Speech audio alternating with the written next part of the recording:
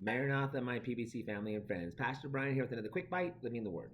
Today we're going to come from Hebrews chapter 12, and I just want to read to us a text, and we're familiar with this one, so I want to read it together and then come back and discuss it.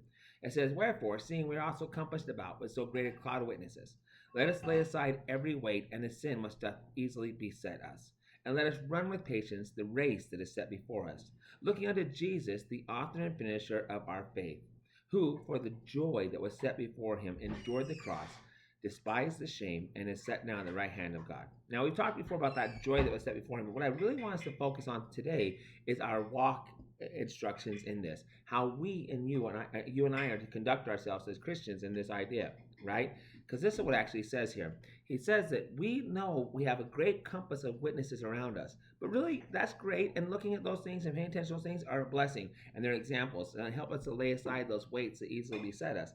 But then look what he says this. Run with patience the race that is set before you, looking unto Jesus, the author and finisher of your faith. In other words, if you allow me to say it this way, we need to get our eyes off of this world and get them back on Jesus where they belong, so that we can run the race that we're in the right way, and that we could come out on the other side of this with the correct victory, so to speak, if you allow me to say it that way, because we kept our eyes where they belong. We didn't sit there and focus on all the things around us. We focused on the one who is leading us, and we kept our eyes on the author and finisher of our faith, Jesus Christ. And then he gives this encouragement to us. He says, "For consider him," this is verse 3, "for consider him that endured such contradiction of sinners against himself, lest you be weary and faint in your own minds."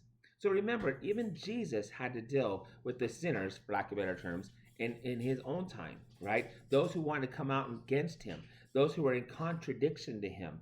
Even Jesus in his time had to deal with those who were in opposition or stood in opposition, spoke in opposition to him. And consider him that endured that. Why? So that we can endure too, keeping our eyes on Jesus, running the race that is set before us, and not growing weary or faint in our own minds. In other words, not quitting, not giving up, because the race and ultimately the victory is worth it.